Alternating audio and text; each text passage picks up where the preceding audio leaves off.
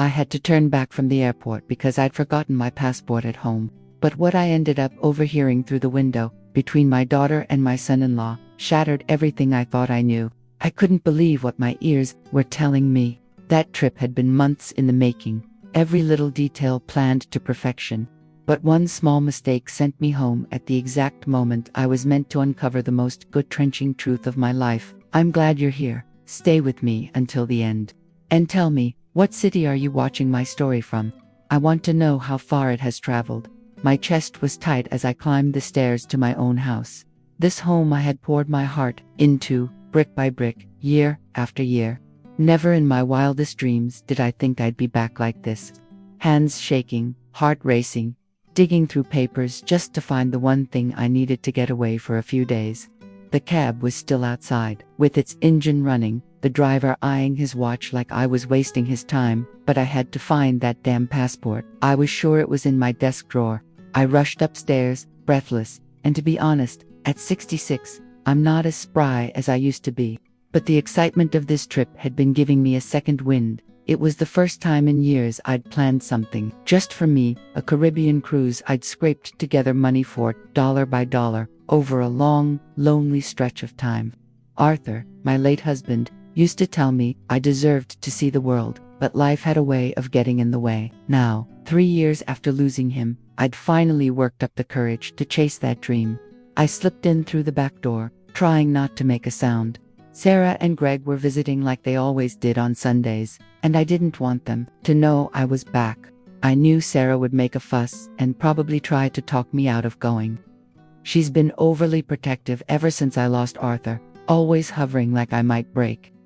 I crept upstairs toward my bedroom, where I kept my desk, with all my important papers.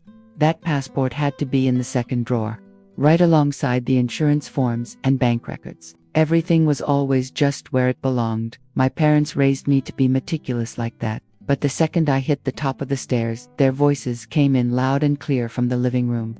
My bedroom window looks out over the garden, and they were sitting right there, sipping coffee at the rotund table Arthur gave me for our 20th anniversary. At first, it sounded like the usual back and forth, the kind of talk young couples have when they're dreaming about the future. Sarah's voice was that nervous little whisper she uses when something's eating at her. And Greg responded in that cold, measured tone I've always hated, though I never said it aloud. Not even to myself. But what they said next nearly stopped my heart. I stood still as stone behind the lace curtains I'd stitched with my own hands years ago.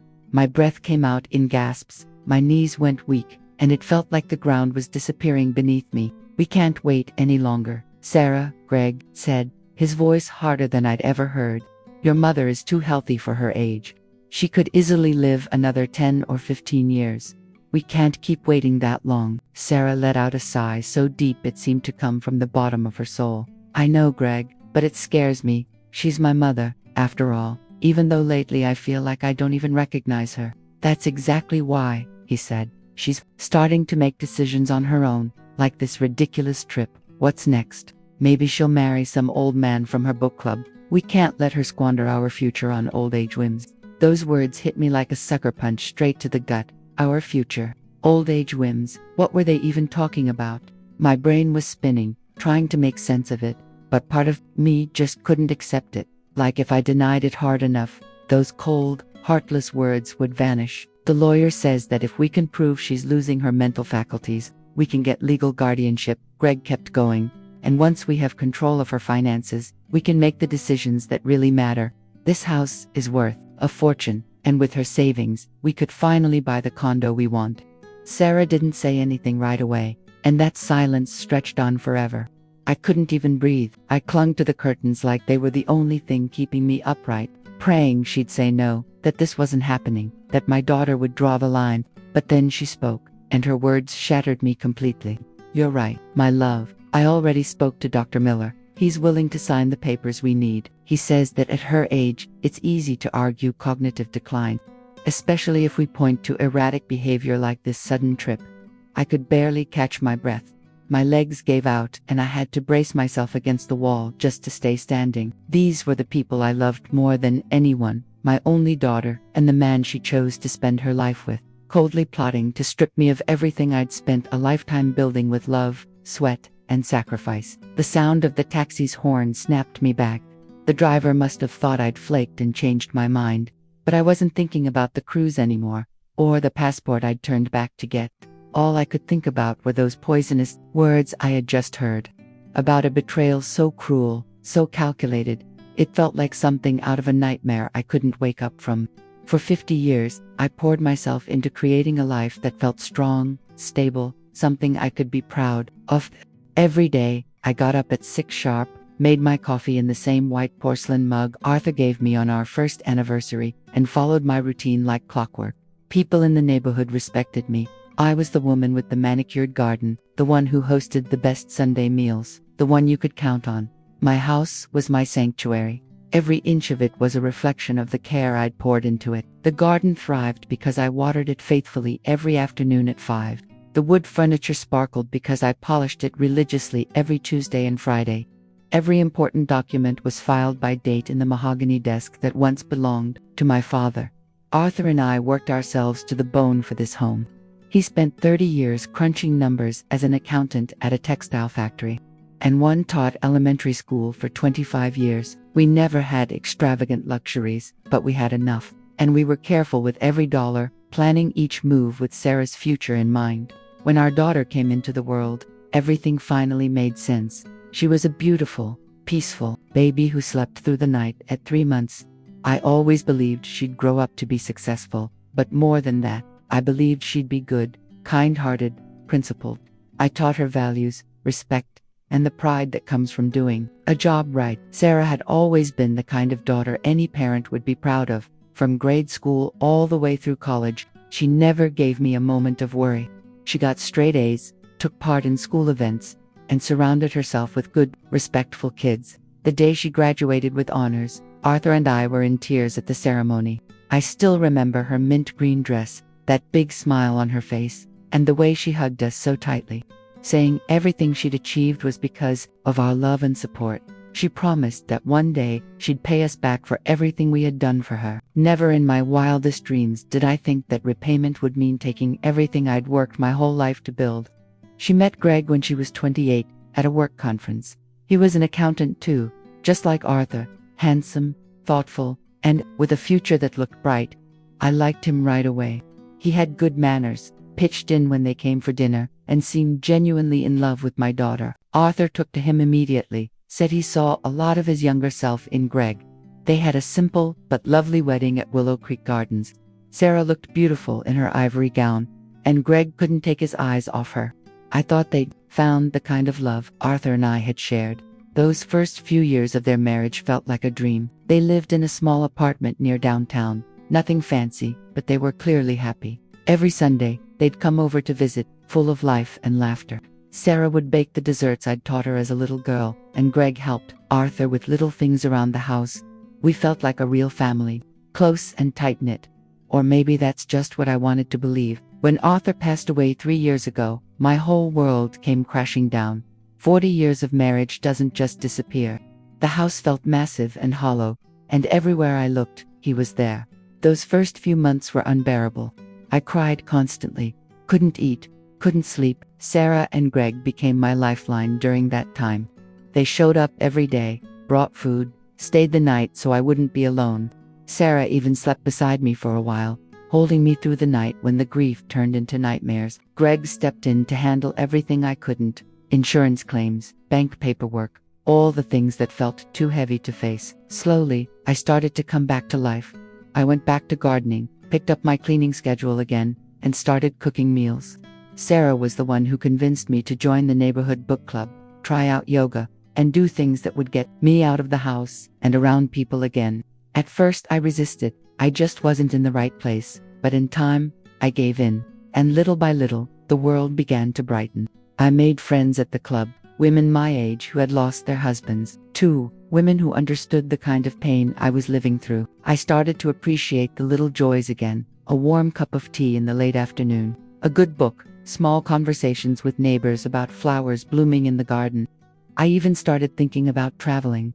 Arthur had always dreamed of going to Europe, but there was never enough money, or life kept getting in the way. Now the house was paid off, and I had some savings tucked away. It felt like maybe Finally, I could do something we had dreamed of for years. When I told Sarah and Greg about my plans to travel, their reaction caught me off guard. There was no excitement, no encouragement, just concern.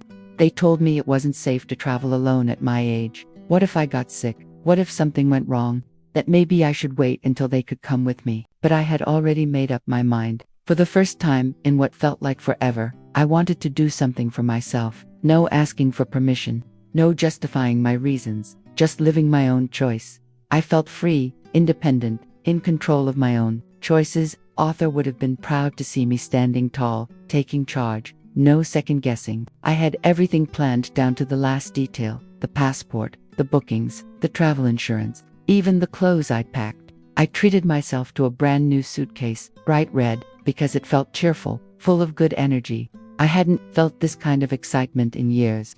It was like being a kid counting down to Christmas morning. What I didn't know was that this joy, this fresh sense of independence that made me feel so alive, was exactly the thing feeding the cruel plans I had just overheard through my own window.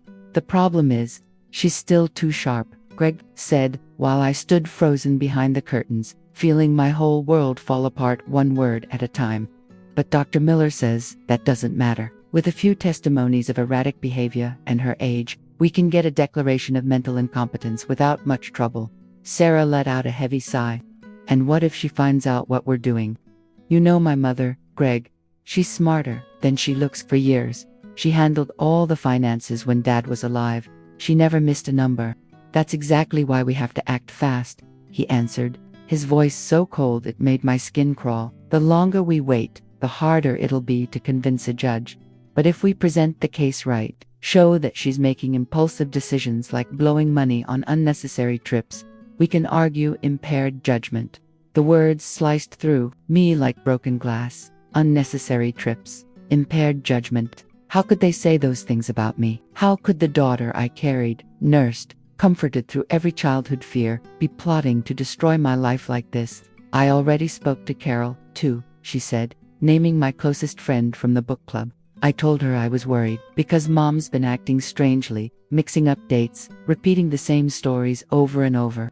My heart nearly stopped. Carol, who knew everything about me, who listened every Tuesday over coffee as I shared my highs and lows, was Sarah, poisoning that friendship too, planting seeds of doubt, spreading lies about my mind slipping. How long had she been scheming like this, right under my nose? Excellent, Greg said. We need it to look like a pattern of concerning behavior. What else can you get? Well, we could talk to Mrs. Gable, the neighbor. She's always been nosy. If I tell her I'm worried about Mom's mental health, she'll probably start making up stuff she's noticed that hit me harder than anything. They weren't just coming for what I owned. They were coming for who I was, tearing down my reputation, poisoning the bonds that gave me strength, dismantling the life I'd built in this neighborhood I've called home for decades. Perfect, Greg said. And don't forget to document anything strange she does. If she gets up in the middle of the night, forgets to turn off the stove, mixes up names, all of it can be used as evidence. My stomach twisted as it hit me. For months, maybe even longer, my daughter had been watching me like a hawk, waiting for a mistake, a harmless slip-up, just something she could twist and use against me. And what about the house? Sarah asked. It's the most valuable thing she has. Once we have guardianship, we can sell it easily. We'll say it's too big for her, that she needs to be somewhere safer with proper care. No one will question it, especially if she's already been declared incompetent. Tears started rolling down my face, but I wiped them away right away. I wasn't about to let them see me broken. I wasn't giving them the satisfaction of even one tear. This house wasn't just some building. It was where I raised my daughter, where I loved my husband with all my heart, where the most meaningful chapters of our lives had unfolded. And then what do we do with her? Sarah asked, her voice as calm as if she were asking about the weather. There are several options. We could look for an affordable nursing home, one of those government-subsidized places. With her pension and what's left after selling the house and paying off our debts, it should be enough to keep her comfortable. Comfortable. They talked about putting me in a home like I was a worn-out piece of furniture, something no longer useful but too sentimental to throw away.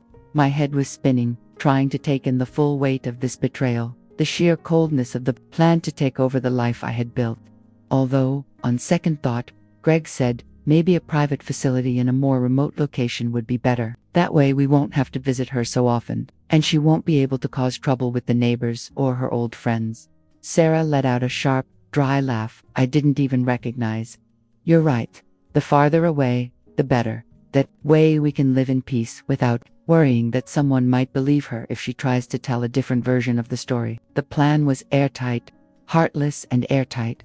They would rip me away from everything familiar, from every person who might help or listen to me. They'd turn me into a forgotten old woman, tucked away in some far-off place, while they carved up the life Arthur and I had spent decades building. When do we start? Sarah asked, her tone full of urgency that sent chills through me. Next week, while she's on her trip, we can start moving some things, go through her papers, take pictures of the important documents.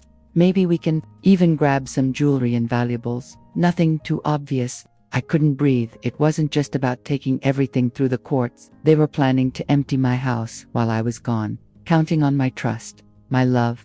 I realized they had probably already taken mental notes during every Sunday visit, assigning value to every item, every keepsake, every heirloom. Be careful with Grandma's jewelry, Sarah warned. Mom knows it by heart. She'd notice if something was missing. Don't worry, Greg said. We'll just take a few of the less noticeable pieces at first. By the time she realizes it, it'll be too late for her to do anything about it. The taxi horn blared again, more impatient this time. The driver must have thought I'd decided not to go after all. But I wasn't thinking about cruises or passports anymore. My mind was locked on this brutal truth I had just stumbled into. This betrayal that had torn my world in half. I needed time to process it all, to figure out what came next. I couldn't face them now. I wasn't ready. I had to think, to be strategic. They thought I was just an old woman, easy to fool, but they were about to learn that they had made a mistake that was going to cost them dearly. I stood there behind the curtains for several more minutes after they stopped talking, letting the weight of it all settle in. My head filled with memories that now looked different, like puzzle pieces snapping into place, showing a picture I had never seen until now. How many times had Sarah made little remarks about me getting dates mixed up? How many times had Greg insisted on going over my bank statements, supposedly just trying to help?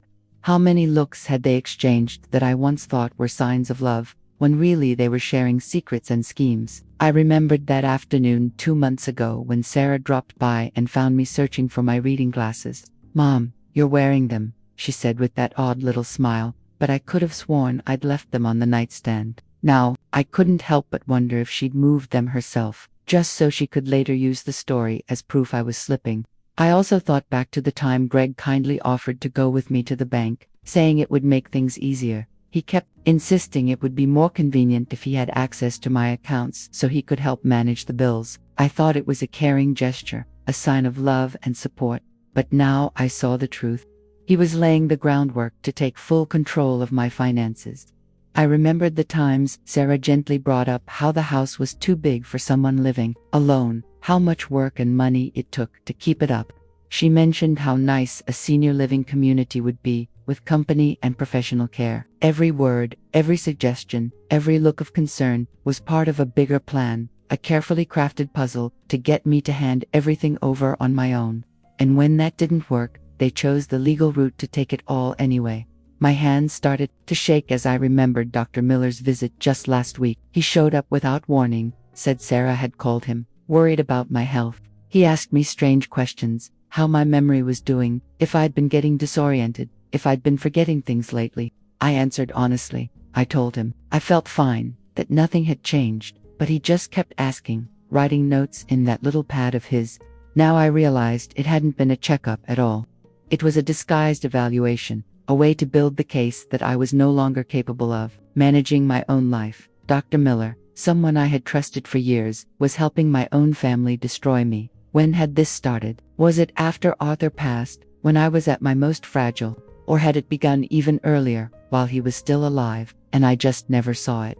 Had they been waiting all this time for the perfect opportunity to strike?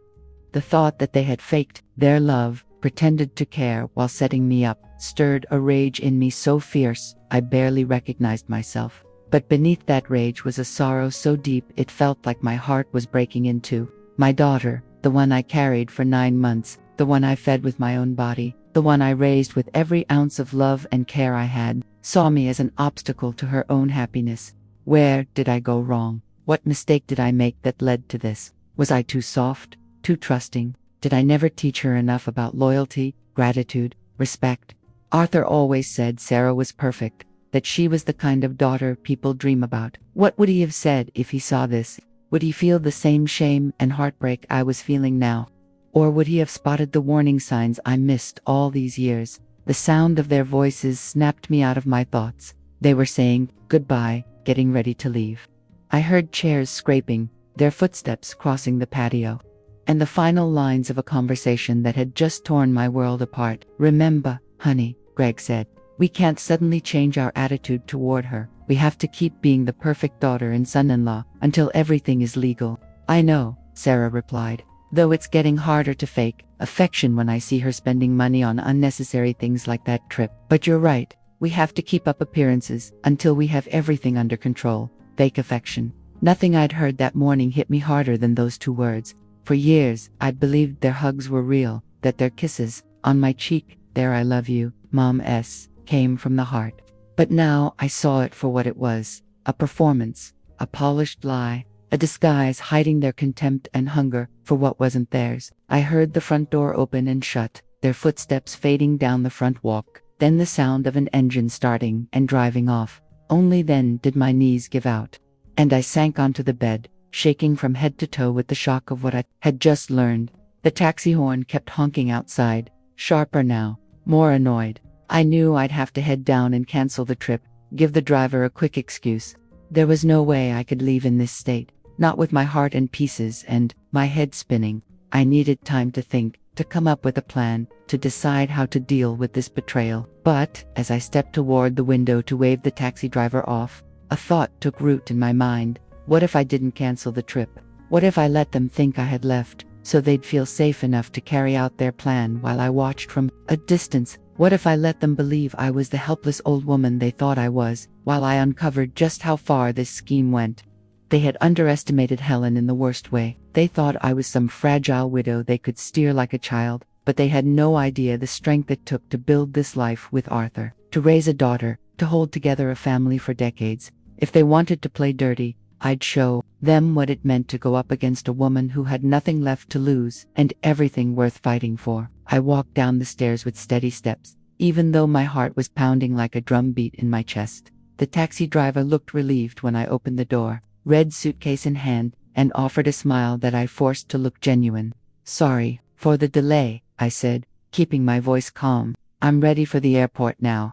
During the ride, I chatted with him about small things, the weather, how excited I was about the cruise. While my mind ran in overdrive, sketching out my next moves, I couldn't let Sarah and Greg even suspect that I knew the truth.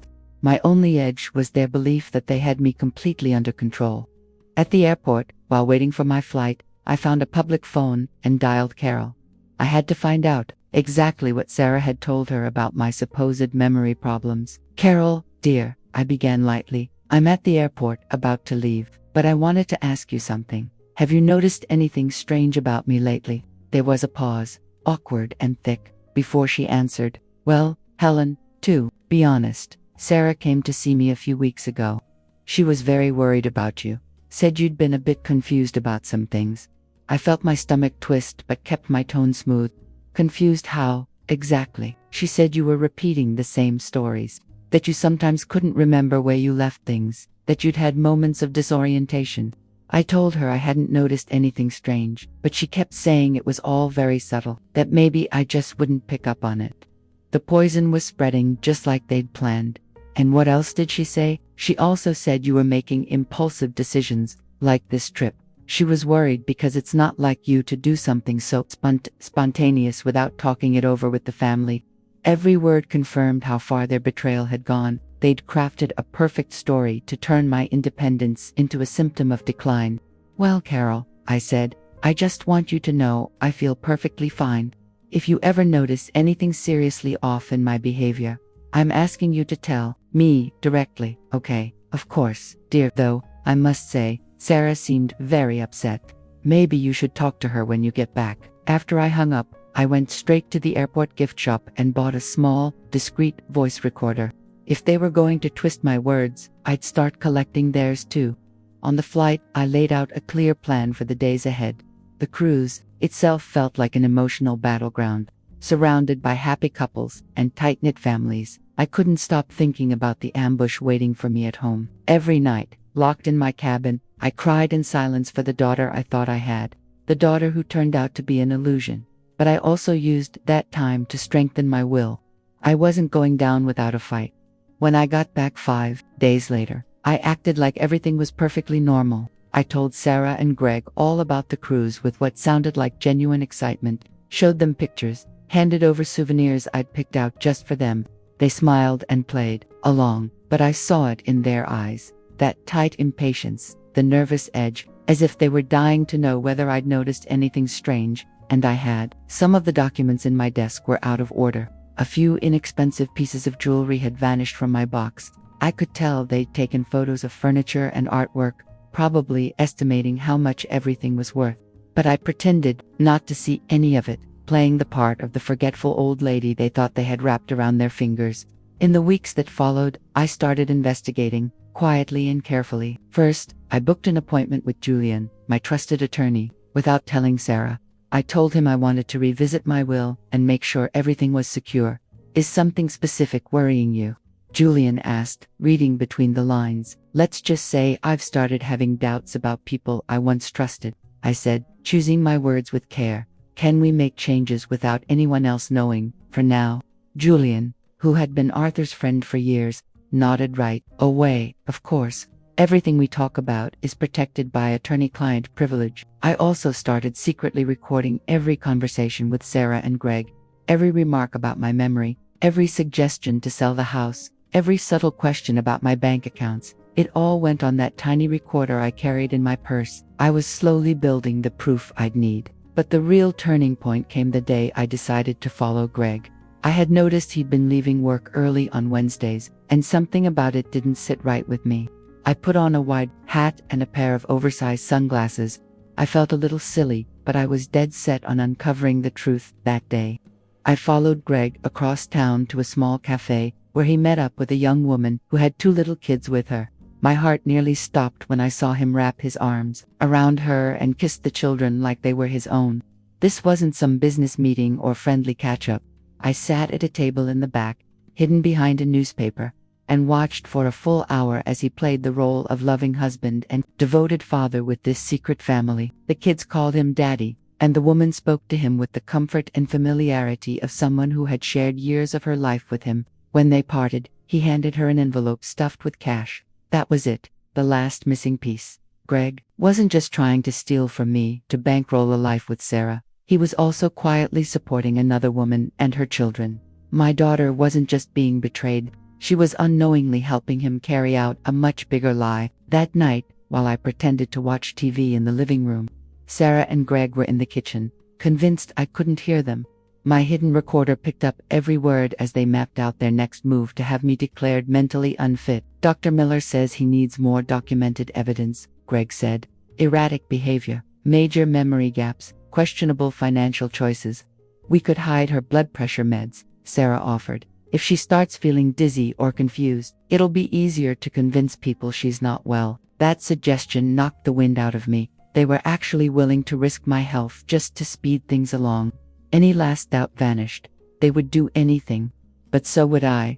The battle had already started, and they had no clue who they were dealing with. I knew all their moves. The confrontation happened one Tuesday afternoon, during Sarah's usual visit. I'd been working to keep them from coming together, figuring it was easier to chip away at their alliance if I kept them apart. I served coffee in my best porcelain set, just like always, but every gesture was planned with surgical precision. "Mom, I've been thinking about your well-being a lot lately," she said in that sticky sweet tone I now knew was pure performance. "Greg and I think it might help if you talk to someone about how you've been feeling." I placed her coffee in front of her with hands that didn't tremble. "Someone like who?" "Honey, well, maybe a specialist. Dr. Miller recommended. A colleague? Nothing serious. Just to make sure you're coping okay with Dad's death and all the changes." And there it was. The next phase of their plan. They wanted to take me to a psychologist, probably someone already in their pocket, to start a paper trail that would back their claims. I figured it was time to start showing my hand, slowly. Sarah, can I ask you something? I sat across from her, watching every flicker on her face.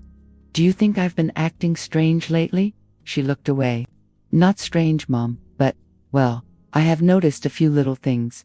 Memory slips, choices that seem a bit out of character. Like what choices, exactly? The trip, for example. You've never done something like that without talking it through with us. And sometimes you repeat stories or misplace things that are right in front of you. Every word sounded rehearsed. It probably was. You know what's funny, Sarah? Carol mentioned you went to see her about my supposed memory problems. For the first time, I saw a flicker of panic in her eyes. I was just worried. Mom wanted a second opinion from someone who knows you well. And Dr. Miller was also quite worried. Worried enough to come see me without me ever asking for an appointment. Her nervousness was now impossible to hide. Her hands trembled slightly as she brought her coffee to her lips.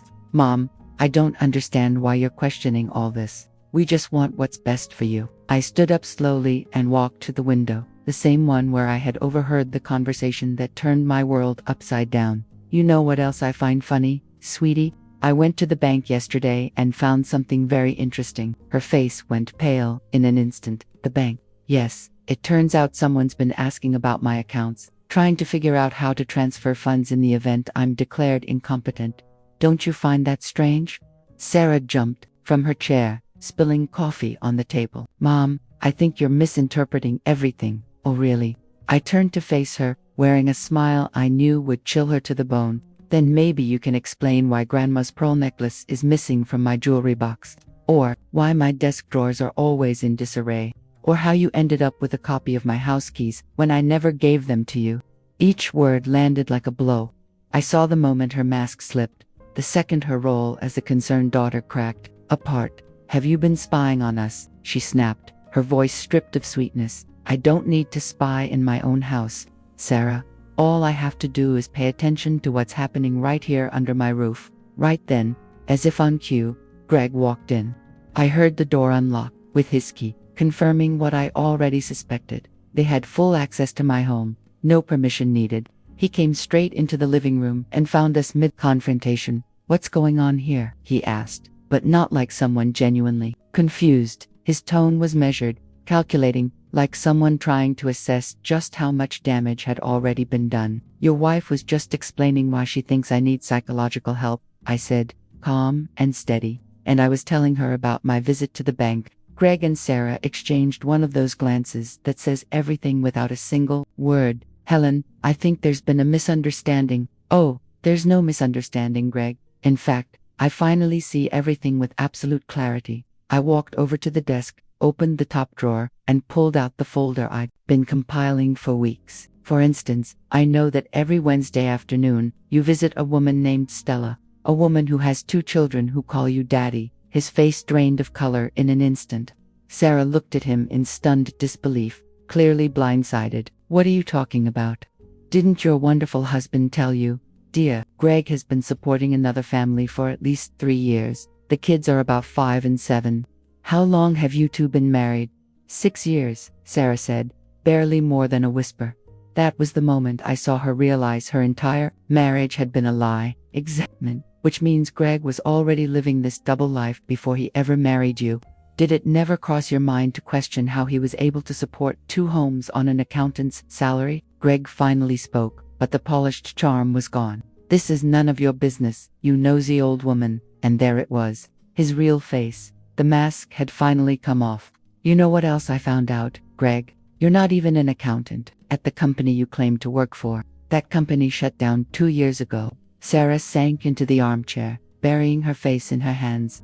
What else have you been hiding from me? Oh, honey, I said, and for the first time in weeks, my voice held genuine compassion. You're a victim of this man too. But sadly, that doesn't change the fact that you chose to betray me for him. The room fell into a silence so heavy it pressed down on all of us. We all knew there was no turning back. Every mask had fallen, and the war had officially begun. Greg jumped up, fists clenched, wearing an expression I had never seen before.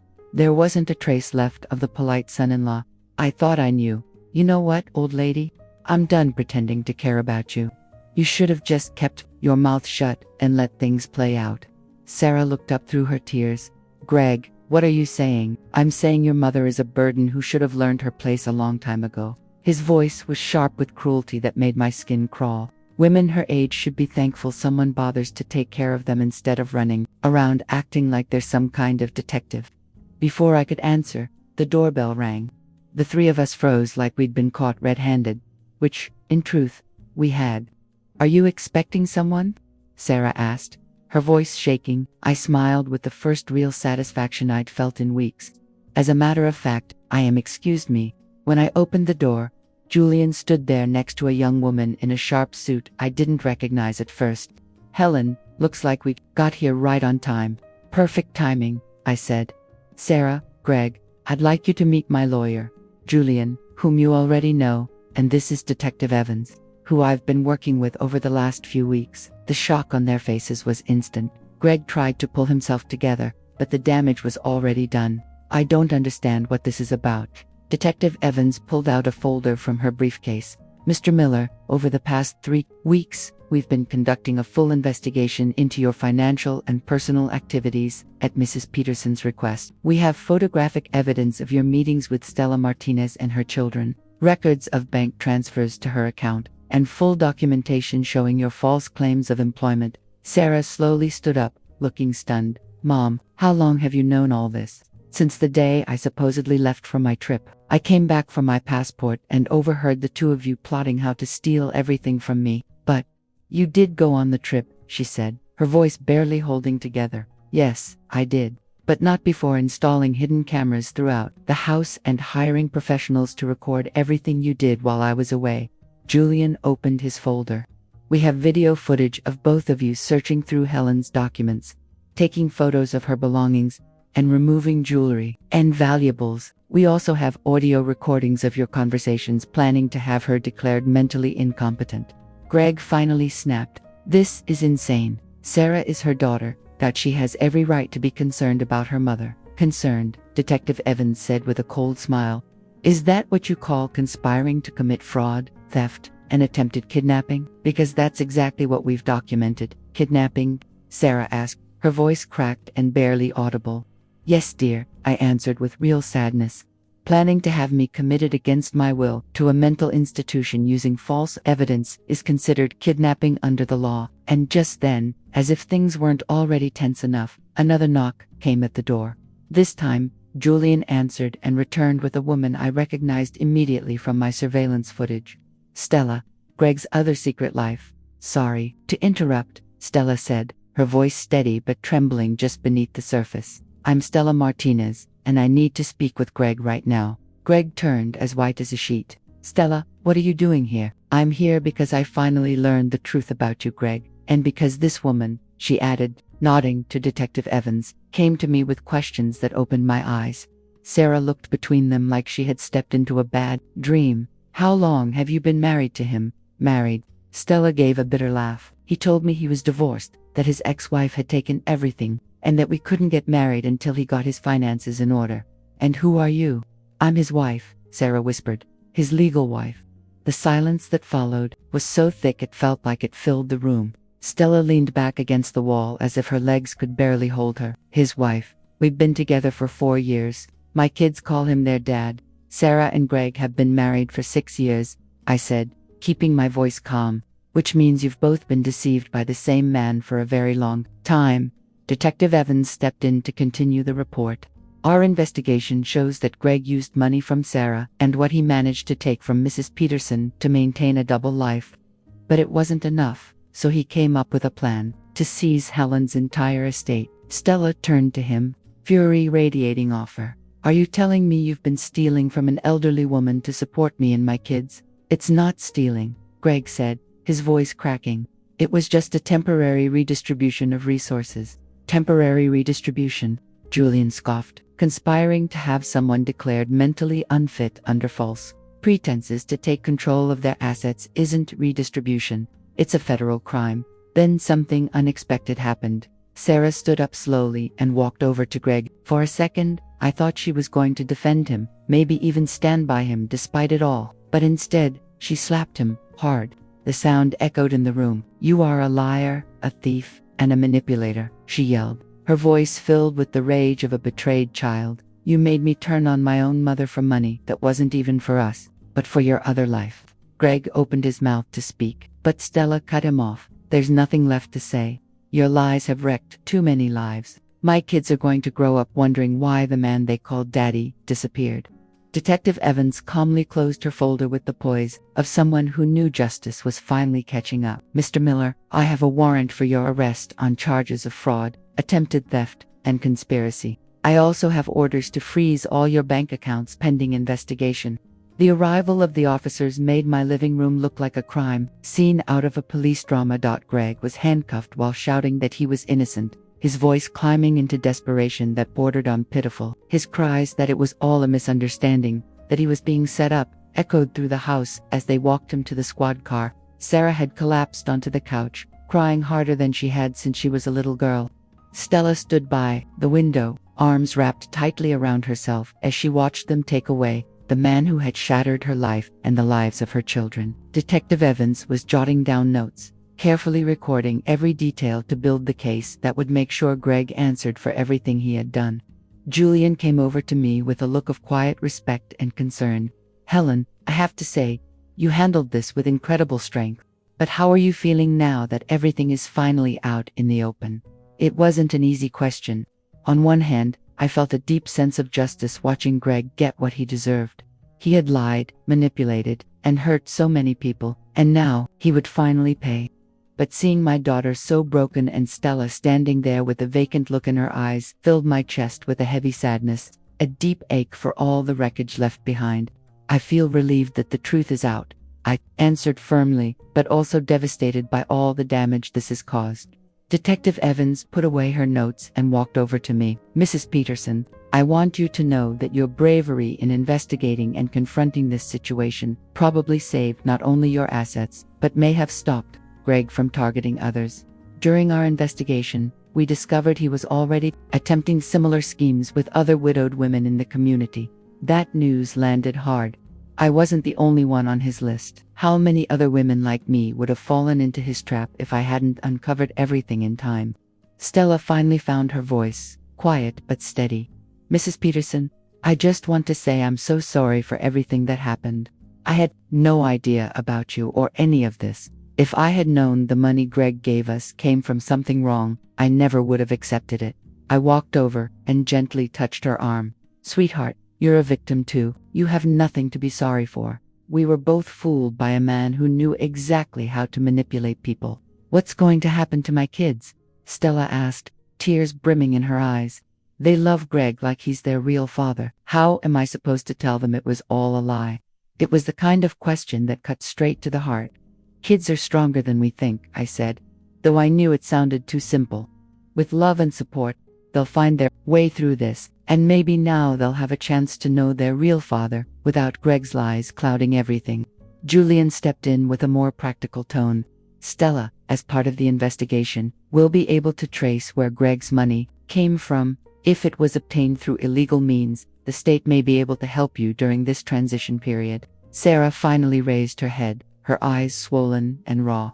"Mom, I don't even know how to begin asking for your forgiveness. I have no words for how sorry I am." I sat beside her, the weight of all the lost time between us heavy in the space that Greg's lies had carved out. "Sarah, I need to ask you something. Did you really believe I was losing my mind, or did you always know you were lying to yourself?" She buried her face in her hands. At first, I did believe him. Greg convinced me you were starting to get confused. He told me it made sense that I wouldn't notice it because I saw you all the time, but that from a distance, he could see it clearly. I started trying to find proof of what he said. And when I couldn't, he'd make me think I was the one who was wrong, that I'd missed the signs or misunderstood things. It was psychological manipulation at its finest. Greg had slowly brainwashed my daughter, planting seeds of doubt one by one until she stopped trusting her own instincts. "And when did you realize it wasn't true?" I think part of me always knew something wasn't right, but Greg was so confident, so sure of himself, and honestly, the thought of having access to your money was hard to resist. We're drowning in debt, Mom. Greg told me this was the only way to secure our future. Detective Evans was taking detailed notes that matches the exact profile we've seen in other financial abuse cases. The abuser identifies emotional and financial weaknesses and exploits them deliberately. Julian opened another folder. Helen, there's something else we need to go over. During the investigation, we found that Greg had already started forging your signature on several bank documents. Thankfully, we stopped him before he could make any major transfers, but it's urgent that we lock down all your accounts right away. Knowing that man had actually forged my signature felt like another blow to the gut. What kind of documents? Forms to change beneficiaries, new credit card applications, inquiries into loans using your house as collateral. He was setting up multiple ways to drain your finances as soon as he gained legal control. Stella looked down, her face filled with a mix of anger and disbelief. How could I have missed it? The warning signs were right in front of me, but I chose to believe him because the truth meant facing life alone with my kids. Don't blame yourself, I told her firmly. Greg was a skilled predator. He knew how to tap into our hopes and fears and use them against us. Detective Evans closed her folder. With everything we've collected, Greg is facing several charges: bank fraud, forgery, attempted kidnapping, and likely more. As we dig deeper, he's looking at serious prison time. As the officers wrapped up their work, it hit me that even though I'd won this battle, the emotional scars would take time to heal. My bond with Sarah was damaged, maybe beyond repair. Stella and her children would be starting their lives over, and I would have to learn how to trust again after being betrayed so deeply. But for the first time in many months, I felt like I had control over my life again. 6 months later, I sat in my favorite cafe with Carol, reflecting on how much had changed in such a short time. Greg's trial wrapped up last week with a 12-year sentence for multiple counts of fraud and forgery. Justice had been served, though my heart was still mending at its own pace. Carol stirred her coffee, a thoughtful look on her face. You know what amazes me the most about all of this, Helen? The way you handled it. I never would have seen that coming. I let out a quiet laugh, the first one in a while that felt real. I didn't see it coming either. I guess you never know what you're capable of until you're backed into a corner. My relationship with Sarah had been the most painful part, between her divorce, the financial ruin, and the therapy. She'd started to untangle the years of manipulation. She was living through her own storm. I needed space to heal and figure out whether rebuilding our connection was even possible. Have you heard from Sarah lately? Carol asked, almost like she could read my thoughts. We spoke on the phone last week, I said, choosing my words carefully. She's living in a small apartment near downtown, working double shifts to pay off her debts. It sounds like therapy is helping her come to terms with how Greg manipulated her for so long. It felt strange speaking about my daughter like she was someone I barely knew, but that's where things stood between us now. Forgiveness takes time, and while my mind had already started to forgive Sarah, my heart still needed space to catch up. And what about Stella and her kids? That story had a brighter side. Stella turned out to be incredibly strong. She tracked down her children's biological father, who had been looking for them for years. Greg had told him that Stella had died in an accident, and told her that their father had abandoned them. Carol shook her head, her face full of disgust. That man was truly evil. He was, but what no one saw coming was that Stella and I would become close friends. We meet for lunch once a month now, and her kids call me Grandma Helen. Funny how something so destructive can end up creating bonds you'd never have imagined. The irony wasn't lost on me. I had gained a kind of second family out of the betrayal of my own. Stella's kids, just 5 and 7, accepted me into their lives with that beautiful, effortless openness only children have. To them, I was just someone kind who cared, not the proof of all the lies their so-called father had told. And your travel plans? Carol asked with a grin that said she already knew the answer. Still thinking about seeing the world? Actually, I've already booked a tour of Greece for next month, I said, proud of myself. And Stella's going to house sit while I'm gone. It's funny how life hands you exactly what you need when you least expect it. Carol would also stay a few nights, turning my absence into a little retreat for friends. The thought of leaving my home in the care of women I trusted brought a calm I hadn't felt in years. And you're not nervous about traveling alone at your age? Carol asked, echoing the same warning Sarah and Greg once used to try to control me. I'm 66, not 96, I said without hesitation. And after what I've survived this year, what could possibly be scarier than finding out your own daughter was plotting to take everything you've ever worked for? We chose to keep the ugliest parts of the story private to protect Stella's children, but enough had gotten out that my reputation in the neighborhood had completely shifted. I wasn't seen as the frail old widow anymore, but as the smart woman who brought a con artist to justice. You know what the most freeing part of all this is? I asked. For the first time in decades, I'm making decisions based entirely on what I want, not what other people expect or how my choices will affect them. Carol nodded with quiet understanding. It's like you've reclaimed parts of yourself you didn't even realize were missing. Exactly. For so long, I was someone's wife, someone's mom, someone's daughter-in-law, the neighbor who baked pies and trimmed the hedges. I was always defined by who I was to other people. Now, I'm finally figuring out who Helen is. Just for me, it was exhilarating and terrifying all at once. My phone rang, breaking the moment. It was Julian calling with an update on the final settlement of Greg's assets. Helen, I've got good news. We recovered almost all the money he took from you, plus interest. We were also able to secure a compensation fund for Stella and her children. After I hung up, I knew this chapter of my life was finally closing.